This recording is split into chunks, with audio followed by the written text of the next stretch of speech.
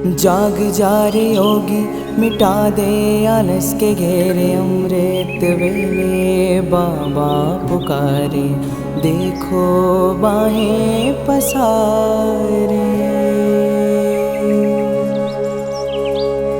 बाबा प्यार तुम्हारा अमृत वेले उठाता, मोहिनी रात में मुझे जगाता। प्रेम की घंटी हृदय मंदिर में बजती, परमात्मा पुकार में आत्मा सुनती। नींद पर होती योग की विजय, माया के होते सहज पराजय। आराम नहीं मिलन चाहती, बाबा संग आत्मा खिल जाती।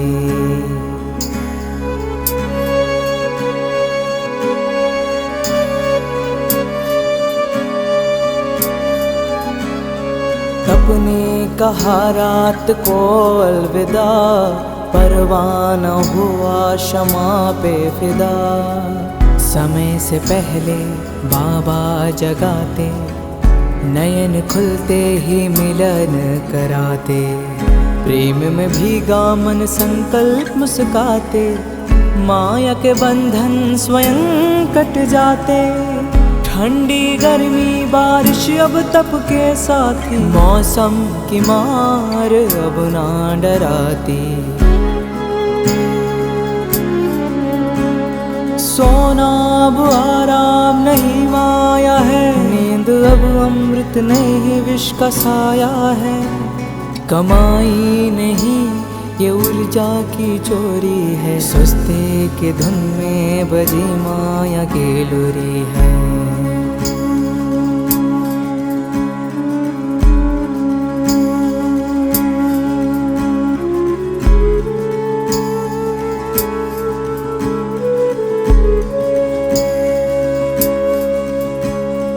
आराम की चाह वो रूह की लाचारी है, तप की राह में मन की हेरा फेरी है। जागृत में विश्व कल्याण का सूत्र हूँ, ब्रह्म मुहूर्त का प्रहरी मैं शिव पुत्र हूँ। सकल विश्व को तप से भरता, अमृत वेला में तपस्वी जलता। संकल्प से उठता नवयुग की नींव रखता, तप के ईंटों से स्वर्णिम स्वराज्य रचता। नींद की घड़ी अब बीत चुकी है, माया की छाया अब मिट चुकी है।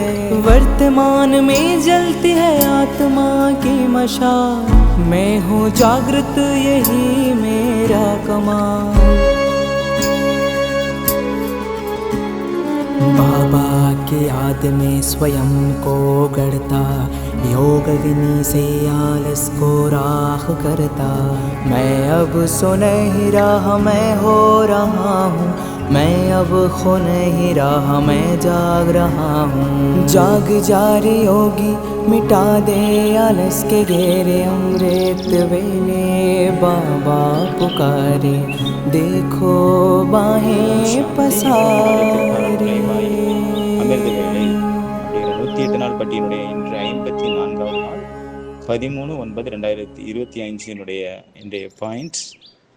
பகவான் கூடவே வாழ்ந்துட்டு ஒருவேளை ஆத்துமா அவற்றிருந்து பிரிஞ்சிருச்சு அப்படின்னா, ஏதாவது ஒரு விகாரத்தில் அது சிக்கிக்கிச்சு அல்லது ஏதாவது ஒரு பாவத்தில் மூழ்கிடுச்சு, ஒருவேளை தன்னுடைய துக்கத்தில் தன்னுடைய சமஸ்காரத்தில் அதை மாட்டிக்கிச்சு அப்படின்னா பாபா கிட்ட இருந்து தூரமாயிருது. ஞானம் இருக்குது, எல்லாமே இருக்குது, ஆனாலும் கூட ஒரு வெறுமைத்தன்மை அங்கு நிலவுது. உள்ளுக்குள்ள ஒரு தாகம் இருந்துட்டே இருக்குது, சம்திங் மிஸ்ஸிங் அப்படிங்கிற ஒரு ஃபீலிங் இருந்துட்டே இருக்குது. மீண்டும் சந்திக்கணும், மீண்டும் சந்திக்கணும். உங்களுடைய அட்ரஸ் எங்கே இருக்குது, உங்களுடைய அட்ரஸ் கிடைக்கல, நீங்கள் எங்கே இருக்கீங்க சொல்லுங்க, இந்த மாதிரி நிலைமையில தான் நிறைய ஆத்மாக்கள் நிகழ்காலத்தில் இருந்துட்டு இருக்கிறாங்க. அவர்கள் உள்ளுக்குள்ள அசாந்தி நிலவுது. அந்த வெறுமைத்தன்மை, காலியா உணர்வு காலியா இருக்கக்கூடிய உணர்வு ரொம்ப பயங்கரமானது, அதிபயங்கரமானது. இப்போ முரளி கேட்டோம், நம்ம ஹோலியினுடைய முரளி. பாபா என்ன சொன்னார் அதில்? 3/3/1988 அவ்யக்த வாணியில் கேட்டீங்க இல்லையா? ஒருவேளை நமக்குள்ள இருக்க விகாரங்களை நீக்கிட்டோம், நமக்குள்ள இருக்கக்கூடிய இருளை நீக்கிட்டோம், ஆனால் நமக்குள்ள வெளிச்சத்தை நிறைக்கல அப்படின்னா அங்கே ஒரு அழுத்தம் உண்டாகுது. பவித்திரமாக இருக்க சன்னியாசிகளும் இருக்கிறாங்க, ஆனால் உங்களுடைய பவித்திரத்தன்மைக்கும் அவங்களுடைய பவித்திரத்தன்மைக்கும் வித்தியாசம் இருக்கிறது. நீங்கள் ஆசைகள் என்ற அந்த மரத்தின் வேர்களை எரித்து விடுகிறீர்கள். அசுத்தத்தை எரிப்பதுதான் ஹோலி கொண்டாடுவதாகும். நீங்கள் எரிப்பது, நீங்கள் கொல்லுவதில்ல, அதை எரிச்சிடுறீங்க. இப்போ எரிச்சிட்டீங்க அப்படின்னா அங்கே சாம்பலாகி விடுகிறது. அந்த விகாரங்களின் சாம்பலிலிருந்து பிறந்த தாமரை மலர்தான் ஹோலி ஆகும். ஒருவேளை நிறைவேறாத ஆசைகள் இருந்தது என்றால் அதற்காக இன்னொரு ஜென்மம் எடுக்க வேண்டி வரும். ஹோலி என்றால் அது கலர் பூசுறது அல்ல, வாழ்க்கை எவ்வாறு வாழ்வது என்ற கலை. ஒவ்வொரு நேரமும் ஒவ்வொரு செயலிலும் ஊக்கம், உற்சாகம் நிறைந்திருக்க வேண்டும். அப்பொழுதுதான் வாழ்க்கை அங்கு விழாவாக, திருவிழாவாக ஆகும், கொண்டாட்டமாக மாறும். வாழ்க்கை ஊக்கம், உற்சாகத்தால் நிறைந்திருக்க வேண்டும். எங்க பாபா கிட்ட இருந்து பிரிந்த தன்மை நிகழ்கிறதோ, எங்க பிரிஞ்சிட்டாங்களோ பாபா கிட்ட இருந்து, அங்க குழப்பங்கள் துவக்குகின்றன, ஆரம்பமாகின்றன. தன்னுடைய சமஸ்காரம் என்ற இந்திர ஜாலத்தில் மாட்டிக்கொண்டவர்களாக தேடிக்கொண்டிருக்கிறார்கள், அலைந்து கொண்டிருக்கிறார்கள். அந்த ஜாலத்தில் மாட்டியவாறே கொஞ்சம் கொஞ்சமாக பாபாவோடது தூரமாக அவ்வளவு தூரமாக ஆகிவிட்டுகிறார்கள். அவங்களுக்காக பாபா முன்னாடி இருக்கிறாரு, ஆனால் அவங்களுக்கு உள்ளுக்குள்ளே இல்லை. அந்த மாதிரி அவங்க அனுபவம் பண்ணுறாங்க, ஏன்னா தூரமாக இருக்காங்க. இந்த மாதிரி 3 விதமான குழந்தைகளை பாபா இன்னைக்கு சொன்னார் வானிலை. முதல்ல இருக்கிறவங்க சமமானவர்கள், பாபாவுக்கு சமமானவர்கள். 2வது, அவங்களுக்காக பாபா முன்னாடி இருக்கிறாரு. அவங்க சங்கல்பம் வச்சிருக்கிறாங்க, ஆனால் இன்னும் முழுமை அடையலை. 2வது குரூப்பு. 3வது குரூப்பினுடைய விஷயத்தை நீங்கள் கேட்கவே செய்யாதுங்க. விசித்திரமான லீலைகள் செய்யக்கூடியவர்களாக இருக்கிறார்கள் 3வது குரூப்பினர். பாபா கூட இப்ப இருக்காங்க, திடீர்னு பார்த்தா பாபா கிட்ட தூரம் ஆயிடுறாங்க. உடனே சொல்றாங்க, நீங்க தான் பாபா எனக்கு எல்லாமே அப்படின்ட்டு. அடுத்த செகண்டே எல்லாம் மறந்து போச்சு, நீ யாரோ நான் யாரோ அப்படியே ஆயிடுறாங்க. கேட்க ஆரம்பிக்கிறாங்க. ஒரு செகண்ட் ராஜாவா இருக்காங்க, ஒரு செகண்ட் பிச்சைக்காரனா இருக்காங்க. நான் எந்த கேட்டகரியில இருக்கிறேன் அப்படின்னு நம்ம சோதனை பண்ணோம். அமிர்த வேளையினுடைய சந்திப்பு எவ்வாறு நிகழ்கிறது? நம்மளுடைய சந்திப்பு பாபாவுக்கு கம்ப்ளைண்ட் பண்றோமா, இல்லை பாபா கிட்ட இருந்து நம்ம கேட்குறோமா? இப்போ வானிலை நம்ம கேட்டோம் இல்லையா, ஹோலியினுடைய முரளியில வெறும் சாந்தி மட்டும் கிடையாது. வெறும் சாந்தி மட்டும் நம்ம எடுக்கிறோம் அப்படின்னா சாந்தியில் என்ன ஆகும்? அங்கே தூக்கம் வந்துடுது. ஸ்மிருதி சுரூபம் என்றால் வெறும் சாந்தி மட்டும் இல்லை, சாந்தி மட்டும் வரும்போது அங்கே தூக்கம் வந்துடுது. இங்கே நம்ம வாழ்க்கை ஆனந்தத்தால் நிறைந்து விட வேண்டும். வாழ்க்கை என்பது ஒரு நடனமாக ஆகிவிட வேண்டும். ஒவ்வொரு வினாடியும் ஒரு ஆனந்தமயமான ஸ்திதியில் நிலைத்திருக்க வேண்டும். ஆழ்மனதில் எந்த ஒரு கவலையும் துக்கமும் எதுவுமே இல்லை, எந்த வலியும் இல்லை, எந்த ஒரு பட்சாதாபமும் இல்லை. அப்படின்னு அர்த்தம், வாழ்க்கை தூய்மையில் சென்று கொண்டிருக்கின்றது அப்படின்னு அர்த்தம். எங்கு அபவித்திர தன்மை இருக்குமோ அங்கு துக்கம் கண்டிப்பாக இருக்கும், பட்சாதாபம் இருக்கும், துக்கம் இருக்கும், மன நிம்மதி இருக்காது. விகாரங்கள், அசுத்தங்களை எரித்து விட வேண்டும். இதுதான் ஹோலி ஆகும். அப்ப இந்த 3 விதமான குழந்தைங்களை பாபா சொல்றாரு. எல்லார்ட்டையும் ஒரு கேள்வி. இப்போ ஒரு கூடை இருக்குது, அதுல 20 மாம்பழம் வச்சிருக்குது. ஒரு கூடை இருக்கு, அந்த கூடையில 20 மாம்பழம் இருக்கு, 20 குழந்தைங்களும் இருக்காங்க. ஒவ்வொரு குழந்தைங்களுக்கும் ஒரு மாம்பழம் கொடுக்கணும், ஆனா ஒரு பழம் எக்ஸ்ட்ரா அந்த இதுல இருக்கணும் அந்த கூடையில. எப்படி? ஒவ்வொரு குழந்தைங்களுக்கும் ஒவ்வொரு மாம்பழம் கொடுக்கணும், கூடவே ஒரு மாம்பழம் எக்ஸ்ட்ராவாக அங்கே இருக்கணும். மிச்சம் பாதி கட் பண்ணக்கூடாது, முழு மாம்பழம் கொடுக்கணும். பதில் கரெக்டாக சொன்னார் பிரதர். 19 குழந்தைங்களுக்கு 19 மாம்பழத்தை கொடுத்துருங்க. அப்புறம் 20வது மாம்பழத்தை அந்த கூடையோட 20வது குழந்தைக்கு கொடுத்துருங்க. சரியா போச்சு. அந்த 20வது குழந்தை தான் ஃபர்ஸ்ட் கேட்டகரி. அந்த குழந்தைகிட்ட கூடையும் இருக்குது, மாம்பழம் இருக்குது. மற்ற குழந்தைங்கள்ட்ட மாம்பழம் இருக்குது, ஆனா கூடை இல்லை, கூடை முன்னாடி இருக்குது. அந்த கூடையை அவங்க அடைய விரும்புறாங்க. அதாவது பாபா முன்னாடி இருக்கிறாங்க, பாபா முன்னாடி இருக்காரு அவங்களுக்காக, அந்த கூடை இருக்கிற மாதிரி. 2வது கேட்டகரி குழந்தைங்க. அதாவது சமமாக ஆகணும், பாபாவுக்கு சமம் ஆகணும் அப்படிங்கிற எண்ணம் அவங்கள்ட்ட இருக்குது, சங்கல்பம் இருக்குது. ஆனா பாபா முன்னாடி இருக்கிறாரு. 3வது கேட்டகரி குழந்தைங்க அப்படின்னா, அவங்களுக்கு மாம்பழம் கிடைச்சிச்சு, ஆனாலும் அவங்களுக்கு இன்னும் மாம்பழம் வேணும். மாம்பழம் பத்தல, கூடை இருக்கா இல்லையா அதுக்கான பதிலே இல்லை, கேள்வியே இல்லை.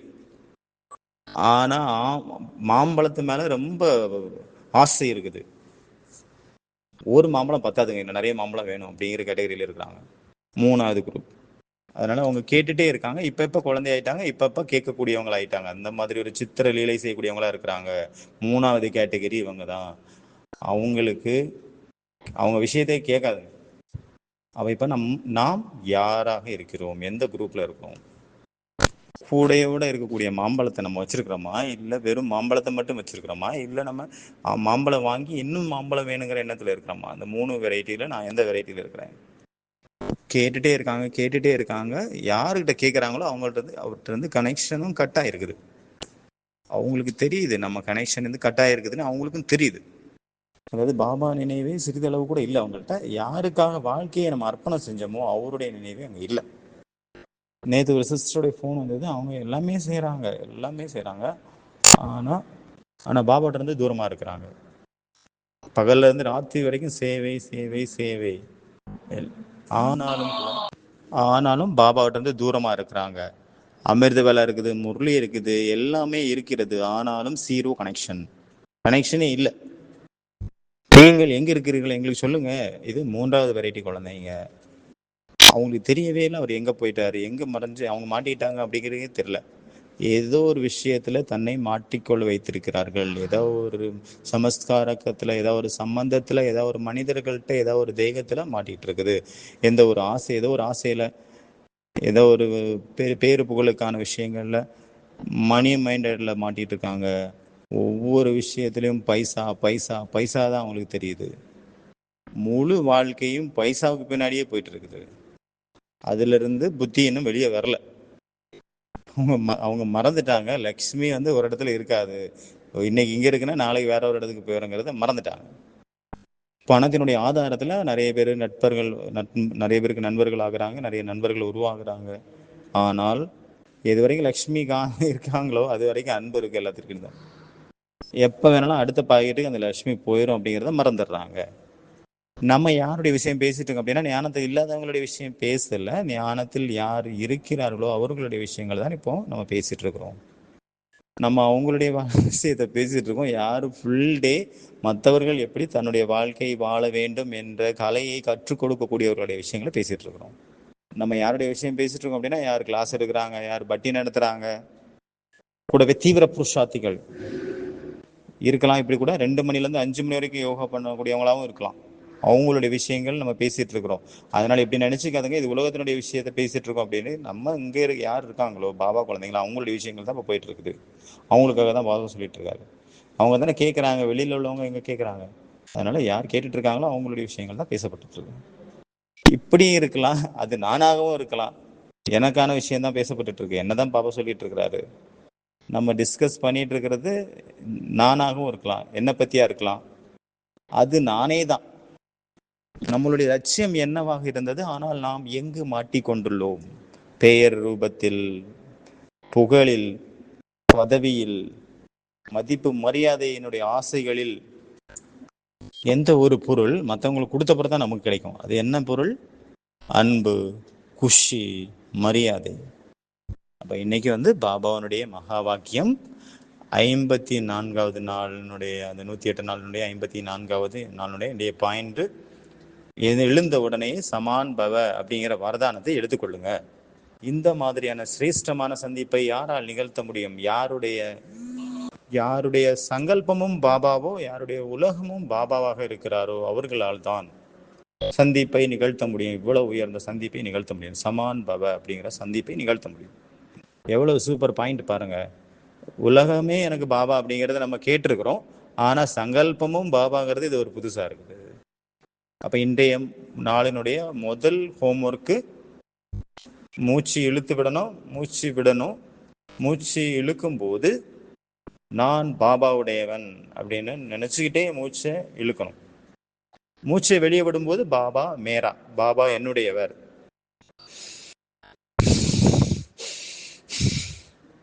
மூச்சை இழுங்க, நான் பாபாவுனுடையவன்.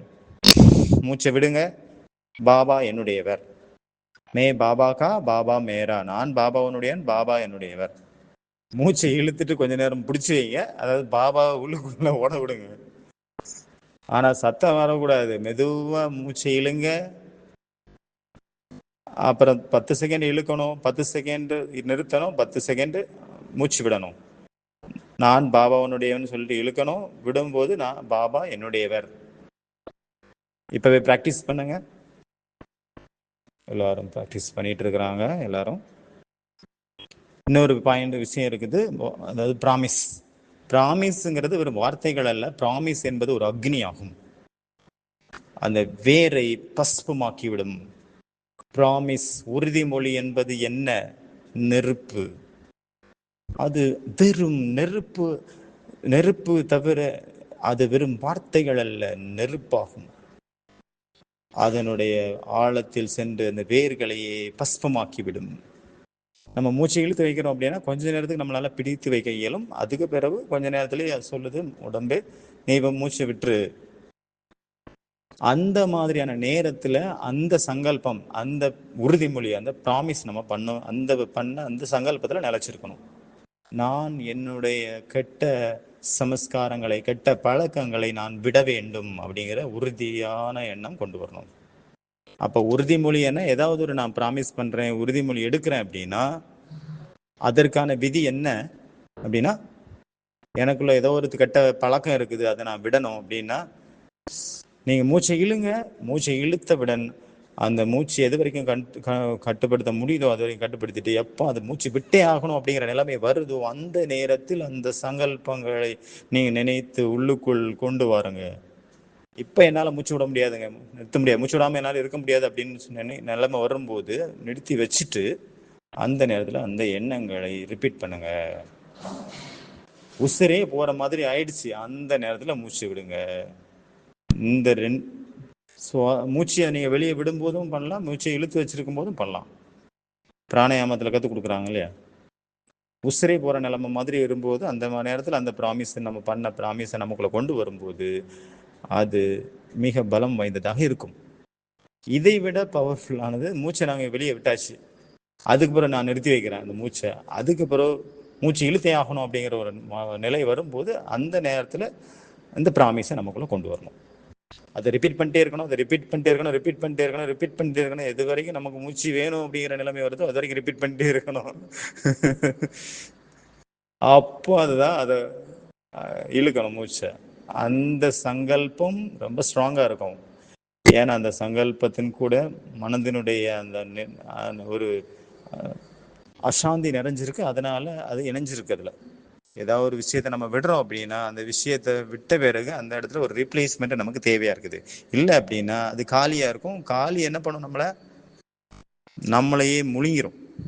விகாரங்களை நீங்க விட்டுட்டீங்க, ஆனா எதையுமே அதுக்கு பதிலாக பண்ணல, ரீப்ளேஸ் பண்ணல அப்படின்னா என்ன ஆகும்?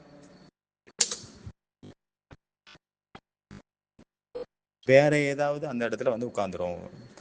அதாவது அசாந்தி வந்து உட்கார்ந்துரும், துக்கம் வந்து உட்கார்ந்துரும். இந்த வெறுமை அப்படிங்கிறது ரொம்ப ரொம்ப மோஸ்ட் டேஞ்சரஸ். விகாரங்களை விட்டீங்க, ஆனா பரமாத்மா அன்பாவால் உங்களை நிறைக்கவில்லை என்றால், ஒருவேளை பரமாத்மாவின் ஸ்ரீமத்தால், பரமாத்மாவின் மகவாக்கியங்கள் உங்களை நீங்களே நிறைக்கவில்லை என்றால், அமிர்த வேலையிலிருந்து நீங்கள் உங்களுக்குள் நிறைக்கவில்லை, ஞானம் கேட்டு நிறைக்கவில்லை, சிந்தனைகளால் உங்களை நிறைக்கவில்லை என்றால் புத்தி வந்து விகாரங்கள் பக்கம்தான் செல்லும், உலகத்தினுடைய விஷயங்கள் பக்கம்தான் போகும். புத்தி அலையும், ஏதோ ஒரு இடத்தில் அலைந்து தெரியும். வெளியிலேருந்து பார்க்கும்போது எல்லாம் கரெக்டாக இருக்கிற மாதிரி இருக்கும். வெளியிலேருந்து பார்க்கும்போது ஒரு பிராமணனுடைய தினச்சரியா போயிட்டு இருக்கு அப்படின்னு இருக்கும். ஆனால் உள்ளுக்குள்ள பார்க்கும்போது தான் தெரியும் அசுரர்களுடைய தினச்சரியா அங்கே ஓடிட்டு இருக்கு. விடுவதற்காக என்ன செய்ய வேண்டும்? சக்திசாலியான எண்ணங்கள் அங்கு கொண்டு வர வேண்டும்.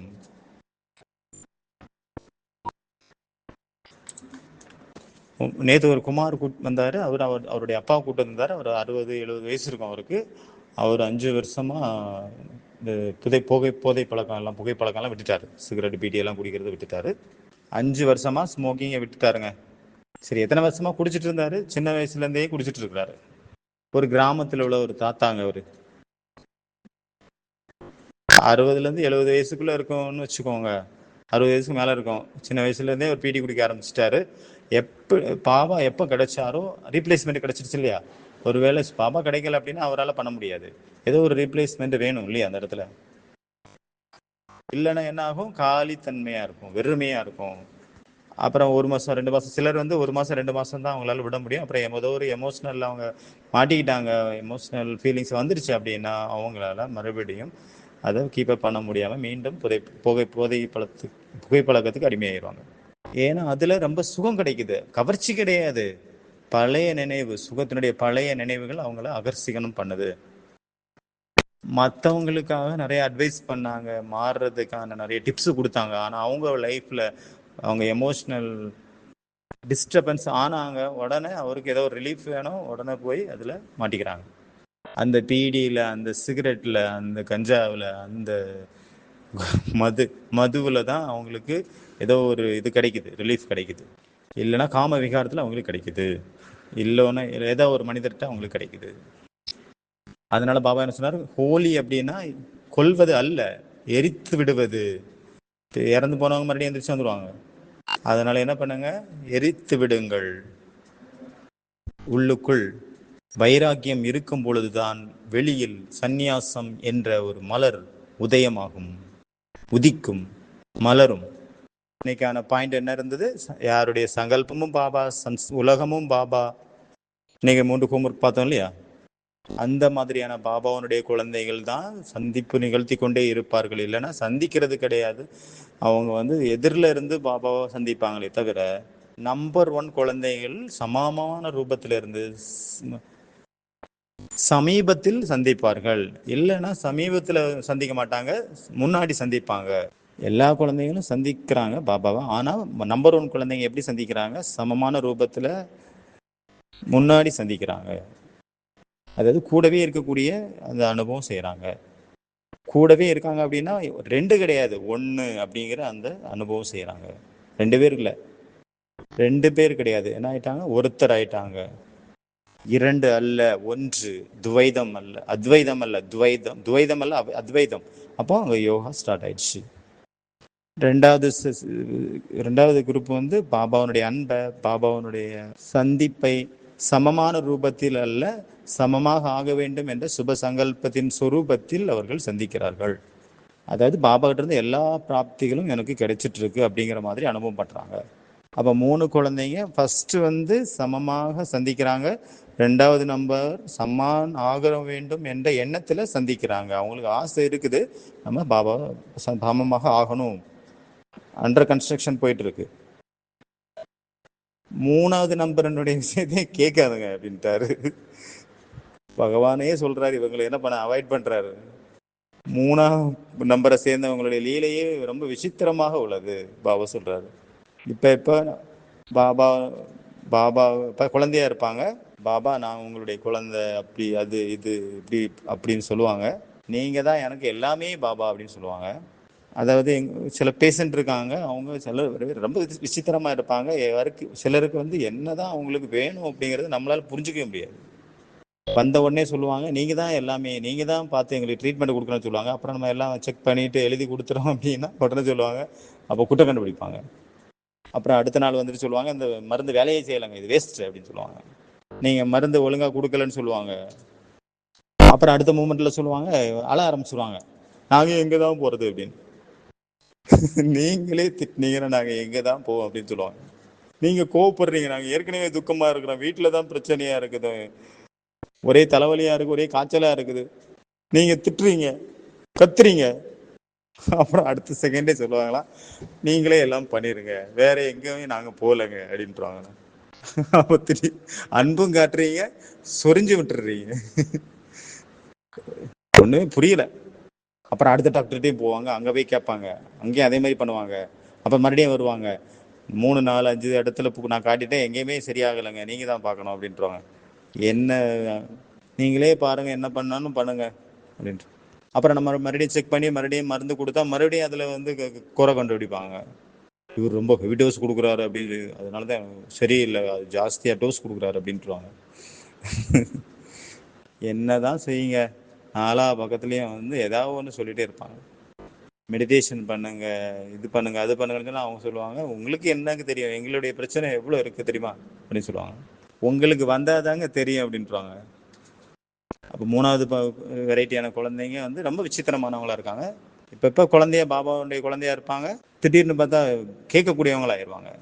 பல ரூபத்தில் இருப்பாங்க, எந்த ரூபத்தில் எந்த நேரத்தில் சந்திப்பாங்க பாபா அப்படிங்கிறதே தெரியாமல் இருக்கும். அந்த அளவுக்கு பல ரூபங்கள் அவங்க தாரணை செய்கிறாங்க. அதனால குழந்தைகள் கூட சந்திக்கக்கூடியதுல நம்பர் வார் ஏற்பட்டு விடுகிறது. 4வது வெரைட்டியும் ஒரு வெரைட்டி இருக்கு பாபா, இதுல பாபா சொல்லல.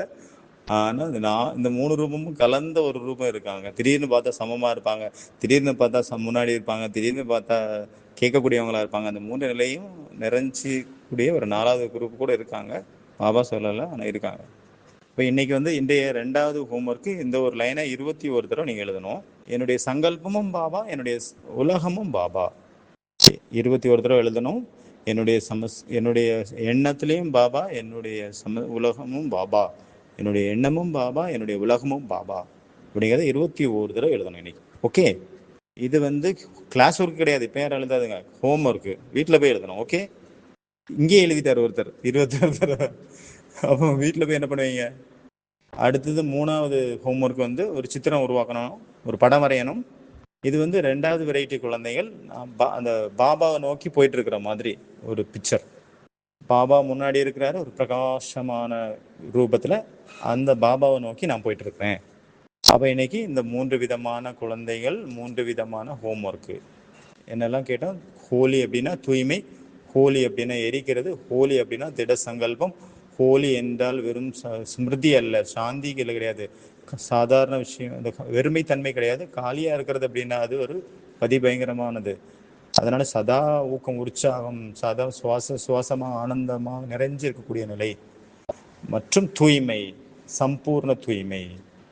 எங்கு தூய்மை இருக்கின்றதோ அங்கு அனைத்தும் இருக்கின்றது, அனைத்து சக்திகளும் அங்கு நிறைந்திருக்கின்றது. அடிக்கடி நினைவு கொடுத்துட்டே இருக்கணும், நான் மாஸ்டர், சர்வ சக்திமான், பரந்தாமத்திலிருந்து சக்திகளின் அளவிட முடியாத கிரணங்கள் என் மீது விழுந்து கொண்டிருக்கின்றன. எவ்வளவு அருமையான ஒரு நிரந்தரமாக வந்துட்டு இருக்கு, எவ்வளவு அழகான ஒரு எண்ணம். பாபாவிடமிருந்து எனக்கு எல்லாமே கிடைத்து கொண்டிருக்கின்றது. அவர் வந்து புரோட்டீனுடைய கடலா இருக்கிறாரு, மினரல்ஸுடைய கடலா இருக்கிறாரு, எல்லாமே அவராக தான் இருக்கிறார். அவர்கிட்ட எல்லாமே எனக்கு கிடைச்சிட்டு இருக்கு. எல்லா சக்திகளும், எல்லா ஒளியும், எல்லா தூய்மையும் எல்லாம் எனக்கு அவர்கிட்ட வந்து கிடைச்சிட்டு இருக்குது. அப்போ இன்னைக்கு இந்த 3 காரியங்கள் எல்லாத்தோட ஃபர்ஸ்ட் மூச்சு இழுக்கிறது, மூச்சு விடுறது, அடிக்கடி நடுவா பண்ணிக்கிட்டே இருங்க. மூச்சு இழுங்க, மூச்சு விடுங்க. அந்த பயிற்சியில சொன்னார், அந்த இதை செய்யுங்க. நீங்க மூச்சு இழுத்து விடும்போது மற்றவங்களுக்கு தெரியக்கூடாது, சப்தம் வெளியே கேட்கவே கூடாது, அந்த மாதிரி சைலண்டா இந்த பயிற்சி செய்யணும். ஓகேயா, உங்களுக்கு மட்டும்தான் தெரியணும். 2வது வந்து 21 தடவை எழுதணும், என்னுடைய சங்கல்பமும் பாபா, என்னுடைய உலகமும் பாபா அப்படிங்கிறத 21 தடவை எழுதணும். 3வது அந்த ஒரு பிக்சர் பார்த்தோம் இல்லையா, நம்ம நடந்து போயிட்டு இருக்கிறோம் பாபாவை நோக்கி, பாபா சூரியன் அங்க முன்னாடி இருக்கிறார் பிரகாசத்தோட. ஓம் சாந்தி.